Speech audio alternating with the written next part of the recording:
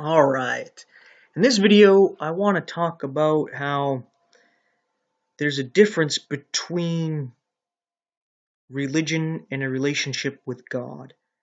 That salvation is not through religion, it's through a relationship with God. And the difference is that religion is rituals and works, while a relationship with God is just that. It's faith and trust and intimacy with another being. Now, when we actually get into the scriptures, we're going to read some interesting things here. In Matthew chapter 7, we read here about Jesus telling some people, I never knew you. Depart from me, ye that work iniquity. So this seems to be like a day of judgment here. At verse 21, it says, Not every one that saith unto me, Lord, Lord, shall enter into the kingdom of heaven, but he that doeth the will of my Father which is in heaven. Many will say to me in that day, and that's why I said this seems like judgment. In that day, the day of judgment, Lord, Lord, have we not prophesied in thy name, and in thy name have cast out devils, and in thy name done many wonderful works? So these people seem to be producing good fruit. In Jesus' name, they're prophesying, casting out devils. Maybe they're doing healing and visiting the poor and needy, the fatherless and the widows. They're taking care of those who are in prison and whatnot. They seem to be good people, right? But you see that they're relying on their goodness here. See, they're going by the rituals and the works. And Jesus tells them, I never knew you. Depart from me, ye that work iniquity. Jesus tells them, I never even knew you. Are you doing this stuff in my name? I don't know you. Right? So there's many people who are Christians doing good godly things that a lot of people are giving praise to while they're spitting in the face of faithful Christians who know Jesus, but they're struggling. They're struggling because they got a spiritual battle, and at the moment they're getting their ass kicked. And they know Jesus while these people don't. Right? And the point of what I'm getting into here is that that's what it comes down to. It's not about, oh, I did this, that, and the other thing, and I didn't do that, this, and the other thing. It's about knowing God, not just knowing of Him and knowing about Him, but knowing Him, like a husband would know a wife, or a wife would know a husband. You see, in a lot of relationships, we end up comparing that to God, right?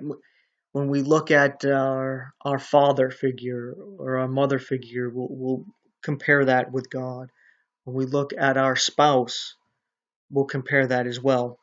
And a lot of times we think, we're fine and dandy because uh, ultimately a woman wants to feel loved and a man wants to feel respected. So in the relationship with a man and a woman, the man loves the woman respects the man, and they got a good relationship. But when the man doesn't show that love and give that love, the woman starts not to give that love and that respect. I mean, the respect and what have you. And uh, vice versa. It could start with the woman stop respecting the man, and then the man can stop loving the woman, and that causes the rift. That's basically the foundation of the problem with relationships with men and women. But the thing is that with a lot of our relationships, what's actually going on is that a man establishes himself in society and makes some money, and the woman doesn't actually respect that man. That woman actually respects his status and his money. Because if he ever lost that status or money, she would no longer respect him as a man. right? So she doesn't respect his character, who he is, and what he stands for. So there's not true respect. And then the man doesn't truly love the woman. He actually just finds her very attractive and thinks she's beautiful and doesn't really know her and love her for who she is, right? So they don't actually have the true meaning of the relationship where they truly love and respect one another. And because of that, we also put that on God, where we think, oh, we can have God's love the same way we can have a woman's love by having some kind of status based on our works and what we produce. Now we can have God's love.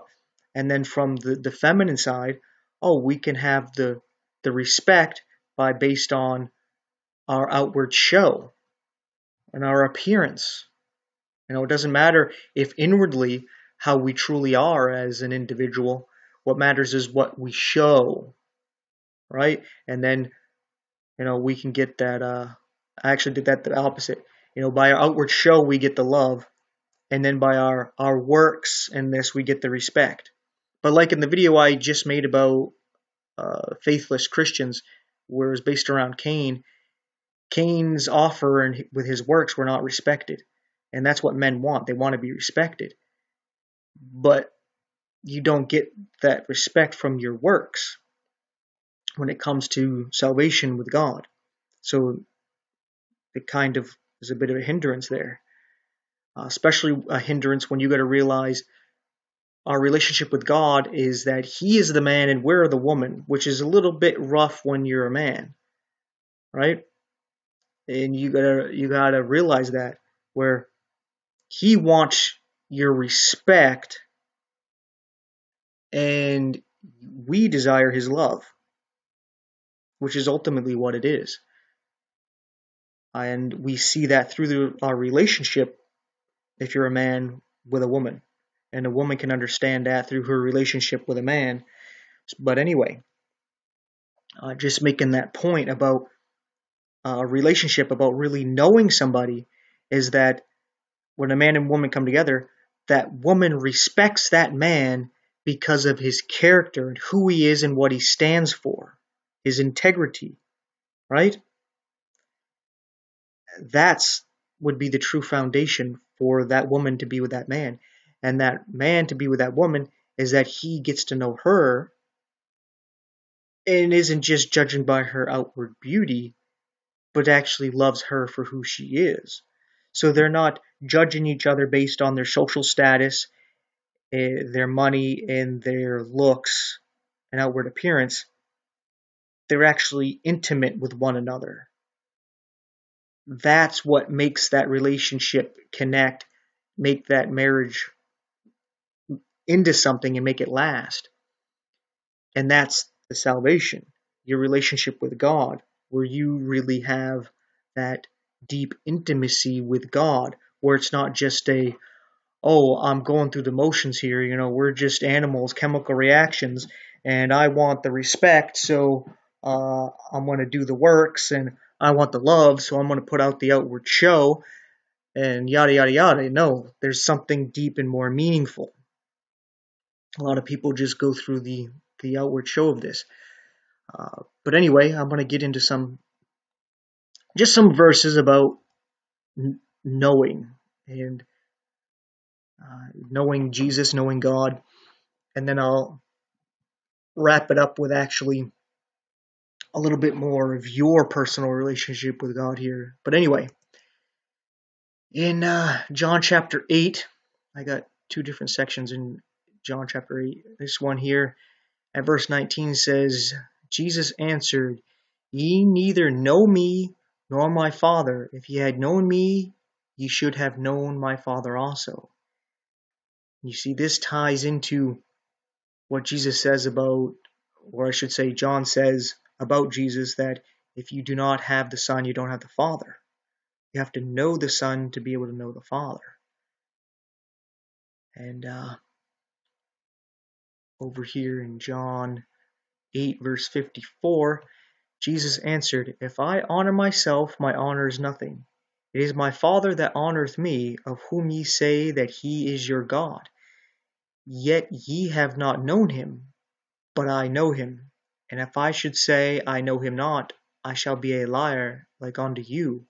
But I know him and keep his saying. So he's talking to these religious people, talking about how they don't know God. And he can know they don't know God because they don't know him. Ain't that something? Over here, John chapter 7, verse 28. Then cried Jesus in the temple as he taught, saying, Ye both know me, and ye know whence I am, and I am not come of myself, but he that sent me is true, whom ye know not. But I know him, for I am from him, and he hath sent me. And this ties into a lot to what John writes in his epistles about if you can't love anybody around you that you actually see and communicate with, then good chance you don't love God, right? Because how can you love God who you can't even see, yet you don't love the people around you? And you can see this connection with what John's writing, and I think he actually makes a reference to that with Jesus wanting the love of God to be within us. In John chapter 11, verse 42, and I knew that thou hearest me always, because of the people which stand by I said it, that they may believe that thou hast sent me. And I was just connecting how it doesn't say he knows God, but he knows that he hears him. And it's talking about that trust that he can be talking even in his own mind and that he's heard. He's just saying it out loud so everybody else can believe as well. I think it's right here at John chapter 17, verse 25 actually. O righteous Father, the world hath not known thee, and that's why they're lost. But I have known thee, and these have known that thou hast sent me, and I have declared unto them thy name, and will declare it, that the love wherewith thou hast loved me may be in them, and I in them.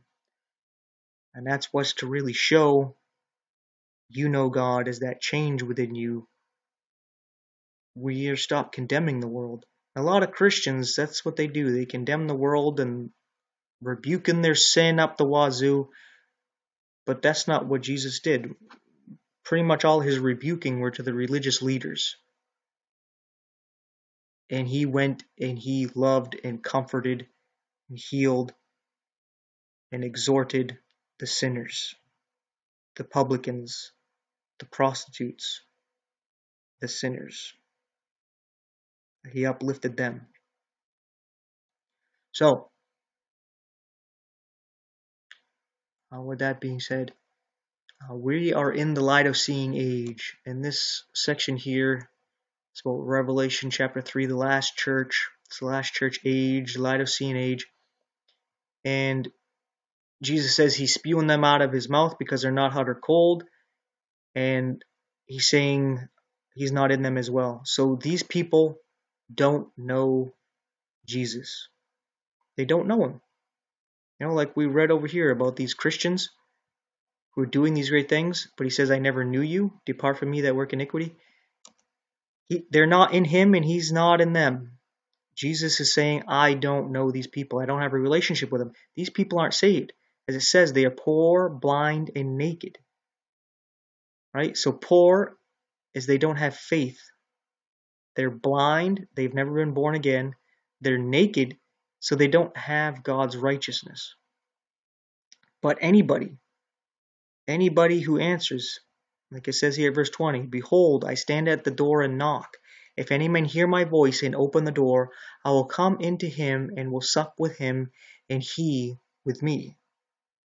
That implies an intimate relationship, having dinner together, talking together, right? You just got to let him in. So it's a personal relationship within you. Notice he's not knocking on the church door to come in. He says, if any man. So he's knocking on the door to come into somebody's house, somebody's heart, somebody's mind, to join with their soul. Like we see over here, John chapter 15 at verse 1, it says, I am the true vine, and my Father is the husbandman. Every branch in me that beareth not fruit he taketh away, and every branch that beareth fruit he purgeth it, that it may bring forth more fruit. Now ye are clean through the word which I have spoken unto you. Abide in me, and I in you. Definitely a relationship here. How does that happen? Prayer and reading your Bible. As the branch cannot bear fruit of itself except it abide in the vine, no more can ye except ye abide in me.